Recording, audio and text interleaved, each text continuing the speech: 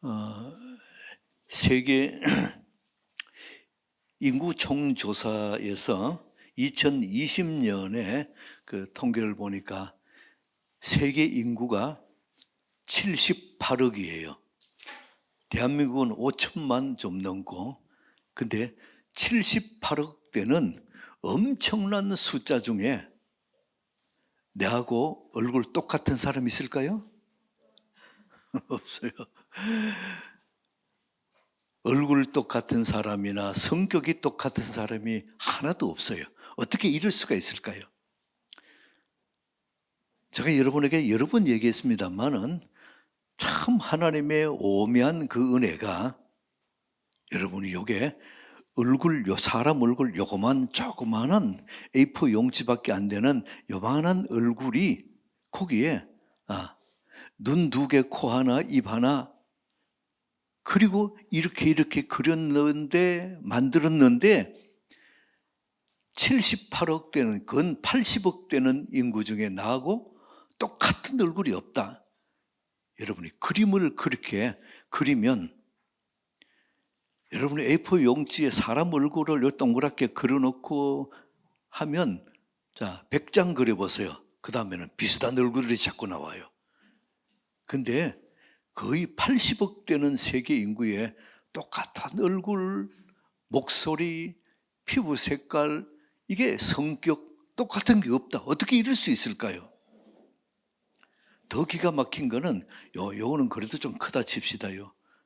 손금, 요만한 손금, 요게 작은데 요 손금이 세계에서 나하고 똑같은 손금이 하나도 없어요. 어떻게, 만약에 사람이 이렇게 인위적으로 만들었다면 요만한 곳에 손금이 다 다르게 어떻게 만들겠어요? 우연히 그렇게 될 수 있습니까?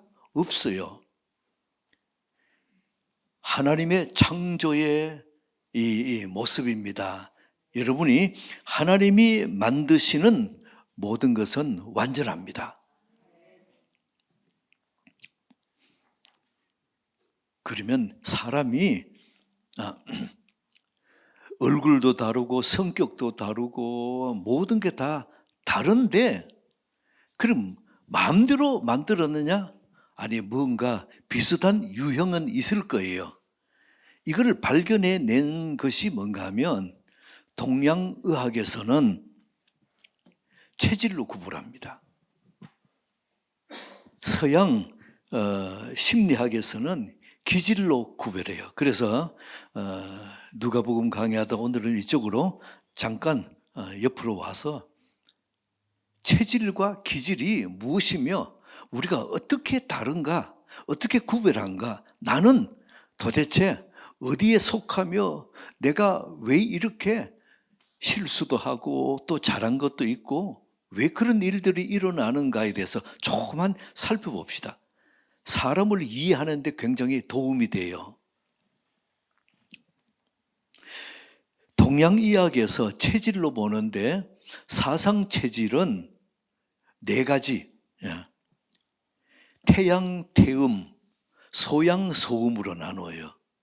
그런데 이거는 더 자세하게 나누면 이거보다 더 많다. 그래서 권도원 원장님이란 분이 한의학 박사고 교회 장로님입니다. 그분이 8가지로 나눴어요. 이게 수목금토 해가지고 수양, 수음, 목양, 목음, 금양, 금음, 토양, 토, 이런 8가지로 나눴는데, 저는 그걸 책을 사서 그걸 조금 읽어봤어요. 보니까 훨씬 거기 더 정밀하고 공감이 가더라고요.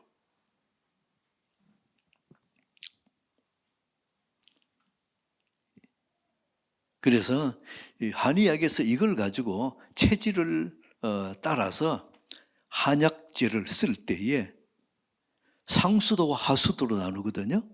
상수도는 우리의 심장과 폐, 이게 강하고, 그리고 또 하수도는 어때요?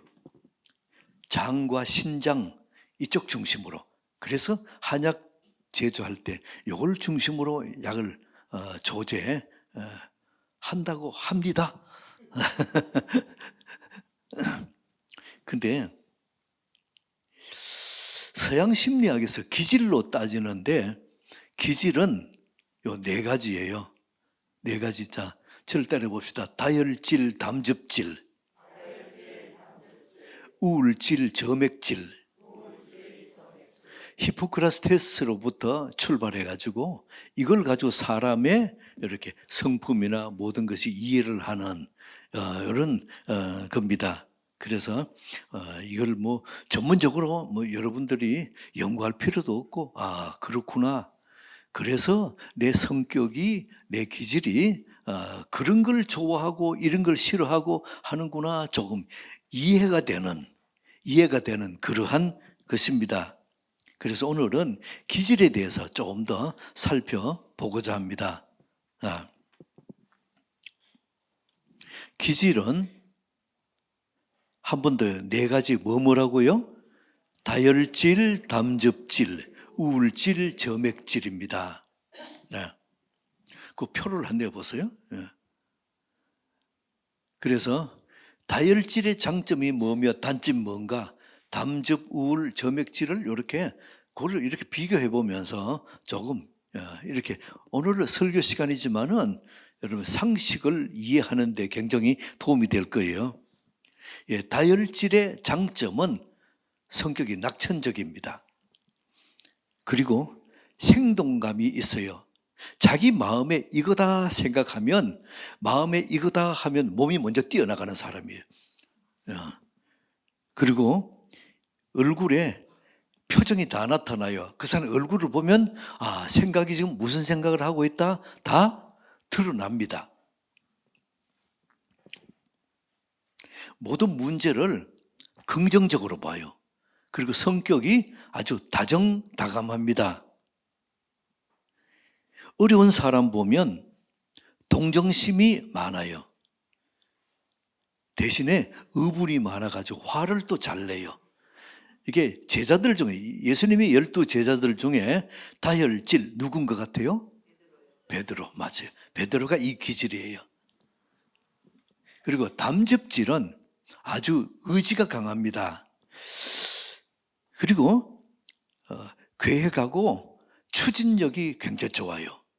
그래서 한번 그 일을 시작하면 끝장을 봅니다. 이 담즙질입니다. 그리고 굉장히 현실적이고 지도자의 기질 중에서는 담즙질이 많습니다.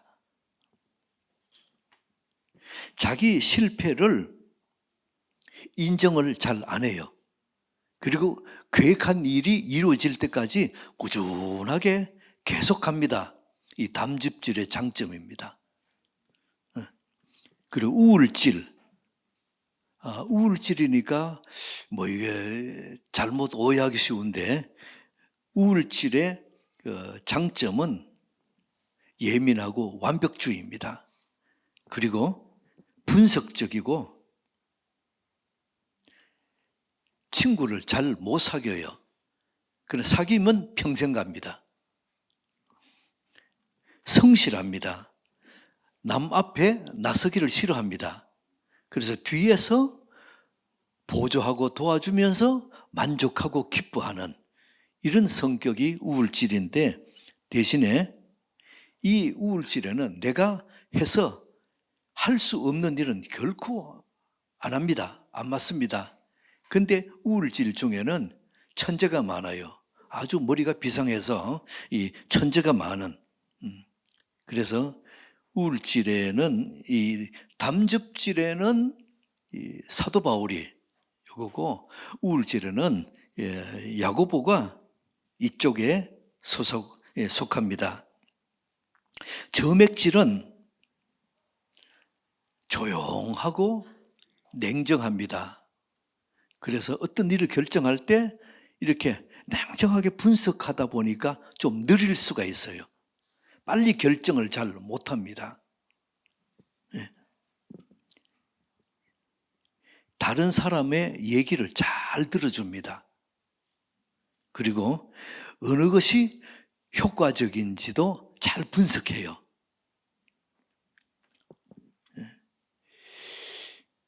예, 점액질에는 이 냉정하고 분석적이고 이 통찰력이 뛰어나기 때문에 프로 바둑 기사가 거의 대부분의 점액질입니다.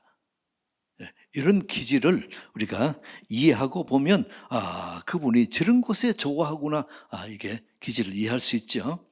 자, 그래서 요 네 가지를 엮어보면은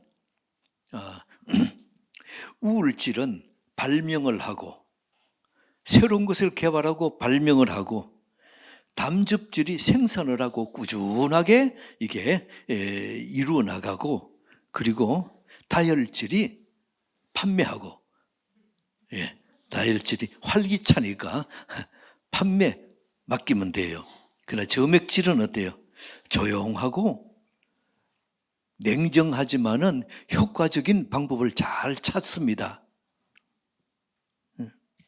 여러분 어때요? 내 기질이 요 네 가지 중에 어느 것 같아요? 근데 대개 보면 어느 한 가지 기질보다도 섞여 있는 수가 많아요. 그래서 다혈질이 60%, 담즙질이 20%, 또 우울질이 10%, 뭐 이런 식으로. 그래 섞여 있는데 여러분이 첫 번째, 두 번째 요걸 보고 내 기질이 이쪽이구나 이해하시면 됩니다. 그럼 단점을 보겠습니다. 다혈질의 단점은 조직적이지를 못해요. 무슨 일을 할 때도 이게 좋다 그러면 몸부터 뛰어가는 사람이거든요. 그래서 침착하지를 못합니다. 대신에 화를 잘 내요. 그리고 쉽게 또 사과를 또 잘해요. 그래 뒤끝이 없다는 사람 있죠? 다혈질의 기질에 속합니다. 그래서 이 다혈질은 자기 훈련이 좀 부족합니다. 그래 큐티해도 끝까지 못하고 중간에 자꾸 포기하고 열매 없는 인생을 살 가능성이 있어요. 이게 다혈질의 단점입니다. 담즙질은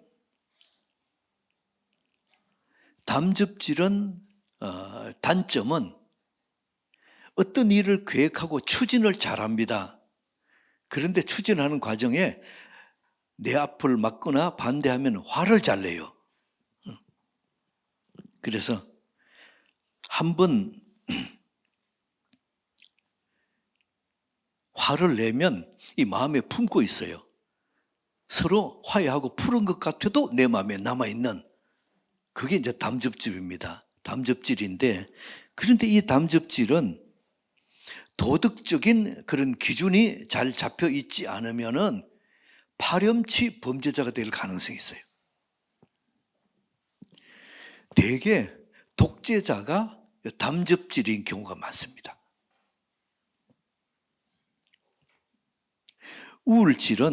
우울질의 단점은 완벽주의입니다. 그래서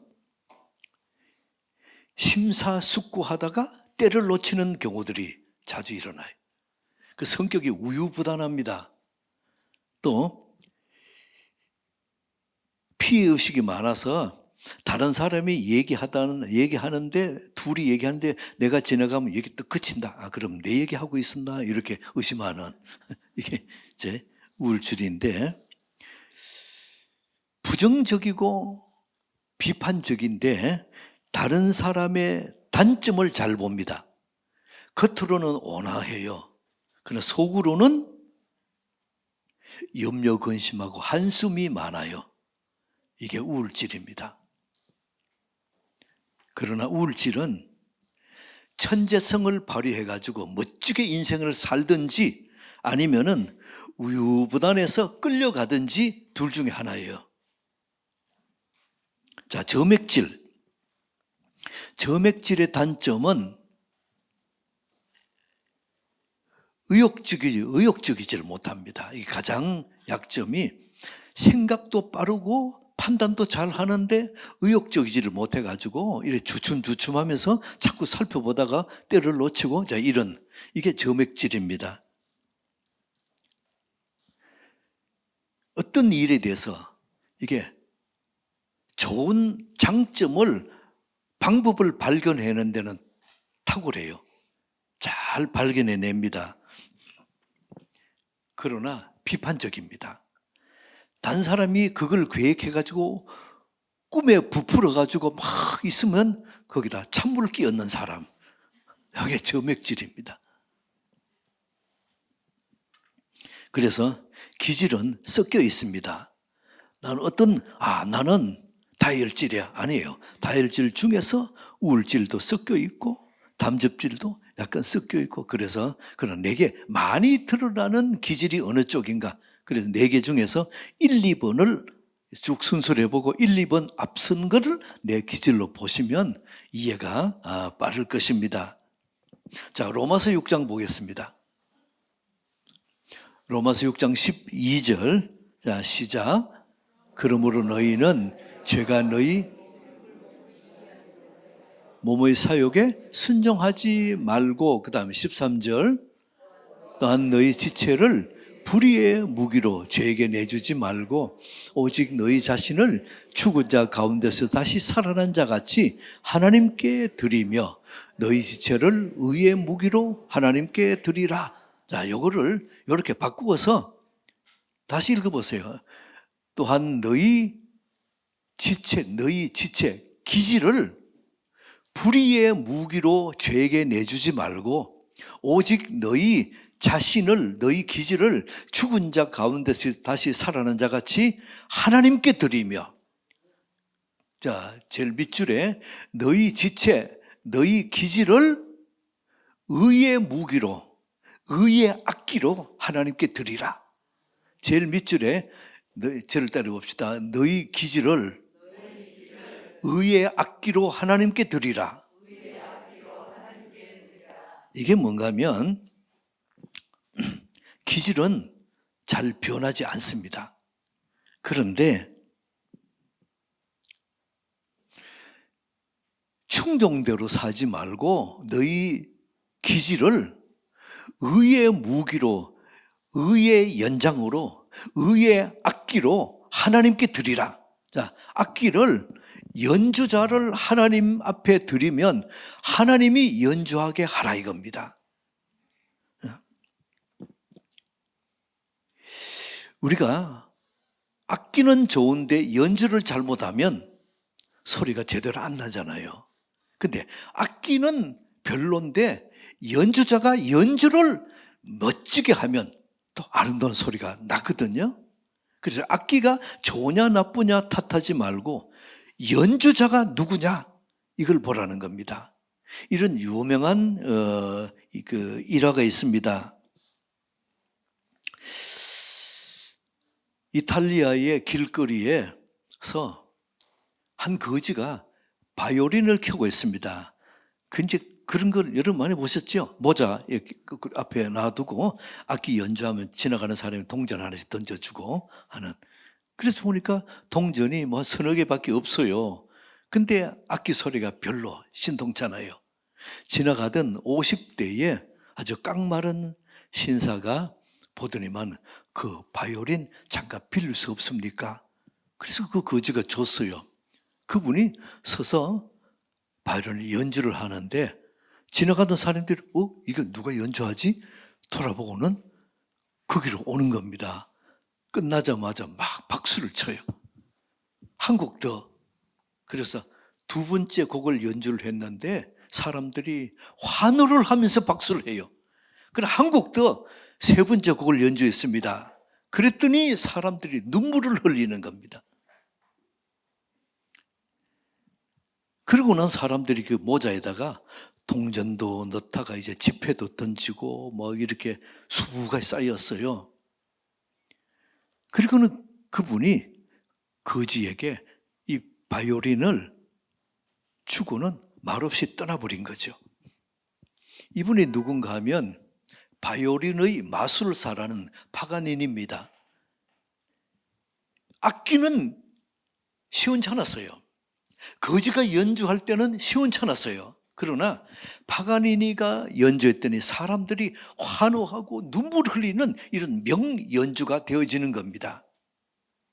우리 인생이 내 몸이 악기예요.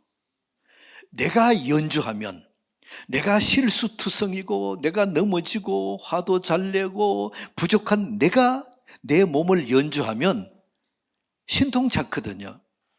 그러나 우리 인생을 잘 아시는 아주 명연주가이신 우리 하나님이 내 인생을 연주하면 어떨까요? 완전히 달라지는 겁니다. 여러분이 사도 이 다윗 보세요. 다윗의 인생을 하나님은 붙잡으셨습니다. 그리고 그 다윗의 인생을 연주했더니 사람 중에서 다윗처럼 그렇게 위대하고 찬란한 그러한 인생을 살았던 사람이 없어요. D.L. 무디는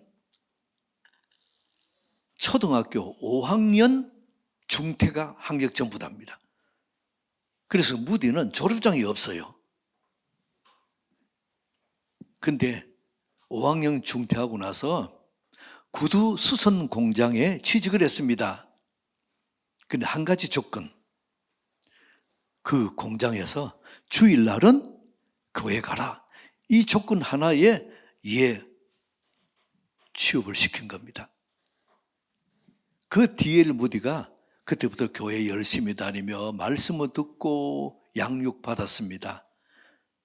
우리 하나님이 무디를 붙잡으신 거예요. 그 무디를 사용하신 겁니다. 그랬더니 미국에서 D.L. 무디보다도 더 위대한 복음 전도자는 지금까지 없어요.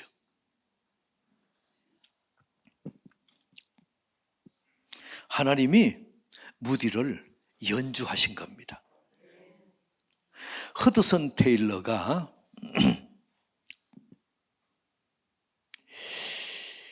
병원에 인턴으로 근무했던데 하나님이 이 허드슨 테일러를 붙잡으시고 그분을 연주한 겁니다. 이분이 중국에 선교사로 갔습니다. 근데 중국에 복음으로 말미암아 완전히 뒤집어지는 엄청난 영광의 역사가 나타나기 시작한 거죠. 그래서 중국의 사도로 하나님이 사용하신 겁니다. 여러분은 어떻습니까? 여러분의 생애를 주님이 연주하게 내어드리겠습니까? 부족한 내가 내 인생을 연주하겠습니까?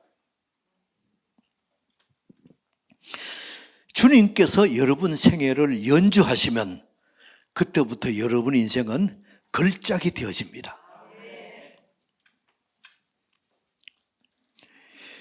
그 주님 앞에 내 생애를 맡기지 않겠습니까? 그렇지 않으면 여러분이 내 기질의 단점이 여지없이 드러나고 내 실수와 허물이 여지없이 드러나고 내 부족함이 여지없이 드러나는 그런 인생이 될 수밖에 없어요. 여러분의 생애를 주님 앞에 드리시기를 축복합니다. 그래서 주님은 여러분 생애를 놀라운 영광의 도구로 사용하시기를 지금도 원하고 계세요. 자, 로마서 6장 13절 다시 한번 봅니다. 로마서 6장 13절. 자, 시작. 또한 너희 지체를 불의의 무기로 죄에게 내주지 말고 오직 너희 자신을 죽은 자 가운데서 다시 살아난 자같이 하나님께 드림. 너희 지체를 의의 무기로 하나님. 마지막 줄에 너희 지체를 너희 기질을 의의 악기로 하나님께 드리라. 하나님이 연주하게 드려라. 성령은 우리에게 이걸 말씀하십니다. 우리 한번 너희 지체를 거기에 너희 기질을 의의 악기로 바꿔서 시작. 너희 아멘. 너희 기질을 멋진 연주자이신 하나님께 의해 악기로 드려라. 우리 하나님이 여러분의 인생을 어떻게 영광스럽게 연주해 나갈지 기대감 넘치는 그런 은혜가 있게 축복합니다.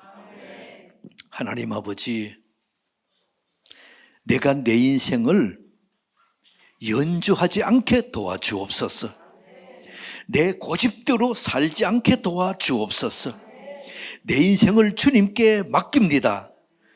나를 포기하오니 하늘의 미랄로 내가 썩게 싸우니 주께서 내 인생을 맡아 주옵소서. 멋지게 내 인생을 연주해 주옵소서. 예수 그리스도 이름으로 기도드리옵나이다. 아멘.